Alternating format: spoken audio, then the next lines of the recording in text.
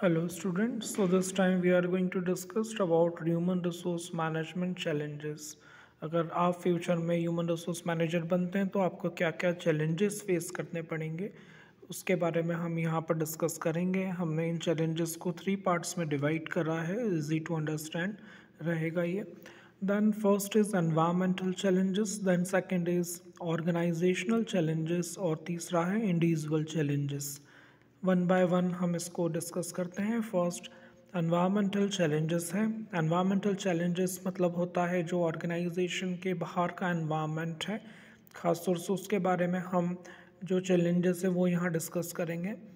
Outside environment मतलब होता है आपकी ऑर्गेनाइजेशन के अलावा जितने भी पार्टीज़ होती हैं, अलग अलग ग्रुप्स होते हैं, उनका असर हमारी ऑर्गेनाइजेशन पर भी पड़ता है। हमें उनके अकॉर्डिंग भी चलना पड़ता है। इन द सेंस जैसे मान लीजिए कि मार्केट में जो इकोनॉमी है उसमें चेंजेस आ रहे हैं। जैसे अभी 1-2 साल पहले कोविड का इम्पैक्ट था पूरी पूरी इंडस्ट्रीज़ पर, तो उसका एनवायरनमेंट पर, हमारी कंपनी पर भी बहुत इम्पैक्ट पड़ता है। वो हमें देखना पड़ता है, फेस करना पड़ता है। इसमें क्या क्या आएगा वो अगली स्लाइड में है। Like rapid change, workforce diversity. Rapid change मतलब आप जानते हैं आजकल सिनेरियो बहुत तेज़ी से चेंज हो रहा है। आज जो प्रोडक्ट आपके हाथ में है, लैपटॉप हो या मोबाइल हो या कंप्यूटर हो, वो कल पुराना हो जाएगा। तो जो रैपिडली चेंज हो रहे हैं उसी तरह से एम्प्लॉयज़ के स्किल्स में भी बहुत चेंज हो रहा है। आज जिस एम्प्लॉय को आप लाए हो वो इतना अपडेटेड होना चाहिए कि कल को अगर आप ऑटोमेटिक फंक्शन ऑटोमेशन लाते हैं तो वो उसमें एडजस्ट कर सके। अदरवाइज़ आपको उसको बार बार ट्रेनिंग देते रहना पड़ेगा। इसके अलावा वर्कफोर्स डाइवर्सिटी देखने में आती है।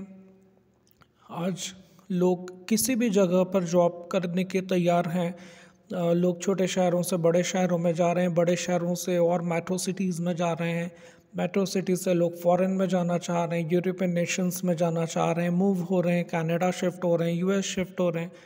तो ये सारी चीज़ों को आपको फेस करना पड़ता है। अब आपकी ऑर्गेनाइजेशन में भी जो एम्प्लॉय हैं, नॉट नेसेसरी कि वो उसी टाउन के हों। हो सकता है आपकी ऑर्गेनाइजेशन में कुछ लोग साउथ से हों, केरला से हों, कुछ कश्मीर से हों, नॉर्थ ईस्ट के हों या वेस्ट के हों। तो ऐसे सिचुएशन में आपको उन सबको एडजस्ट करके चलना पड़ता है। ये रैपिड चेंज है जो मैंने आपको एक्सप्लेन करा। दैन उसके बाद में वर्कफोर्स डाइवर्सिटी हमने अभी डिस्कस करी। जितना हो सके ऑर्गेनाइजेशन में मैनेजर कोशिश करता है कि एम्प्लॉयज़ को इस तरह का एनवायरनमेंट दे जिसमें वो एडजस्ट कर सकें। देन इसके बाद है ग्लोबलाइजेशन। ग्लोबलाइजेशन मतलब आप जानते ही हैं आज सिचुएशन ये है कि हर कोई अलग अलग कंपनीज़ इंडिया में आ रही हैं, इंडिया की कंपनीज़ बाहर जा रही हैं।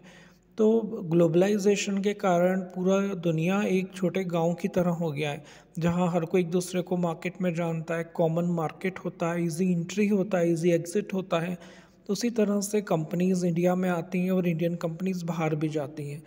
अब ऐसे सिचुएशन में बहुत चैलेंजिंग टास्क एम्प्लॉय से परफॉर्म करवाना पड़ता है, बिकॉज कंपटीशन बहुत ज़्यादा है और वर्क फोर्स है वो आपका इफ़ेक्टिव होना चाहिए।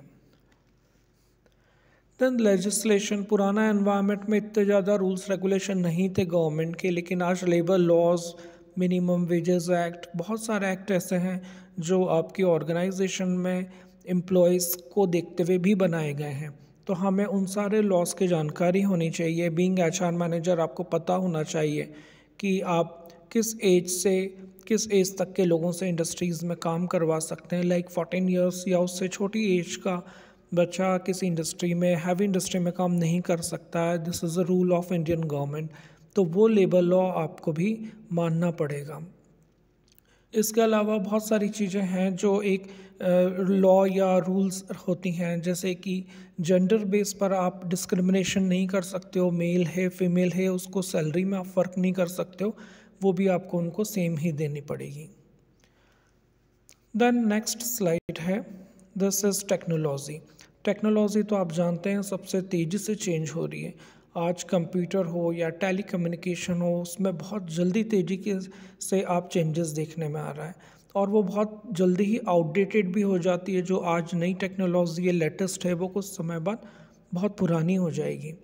तो आपको ये चीज़ को भी देखना पड़ता है कि वो बहुत ज़्यादा आपके एम्प्लॉयज़ इस चीज़ में कैपेबल हों। Then family job and family roles भी होते हैं, और रिसेंट टाइम हम देख रहे हैं कि लोग न्यूक्लियर फैमिली में हैं, वहाँ पर हस्बैंड वाइफ है, 2 बच्चे हैं, तो उनको भी अपनी फैमिली को भी टाइम देना पड़ता है। एंड देन आपको ये भी देखना पड़ता है कि आजकल फीमेल्स भी जॉब करने आ रही हैं, तो उनके ऊपर घर का भी बर्डन होता है, एंड साथ में ऑफिस का भी वर्क रहता है। तो आपको एक ह्यूमैनिटिक ग्राउंड पे उन चीज़ को भी फेस करना पड़ता है जब आपकी ऑर्गेनाइजेशन में एम्प्लॉयज़ काम कर रहे हैं। So as a family member you need to treat them.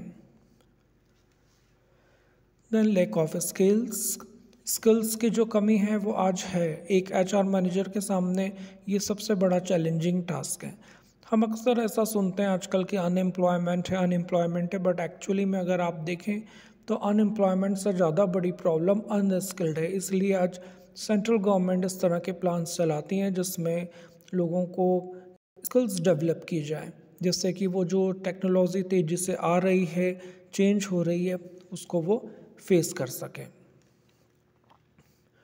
Next class में हम देखेंगे ऑर्गेनाइजेशनल चैलेंजेस। Thank you.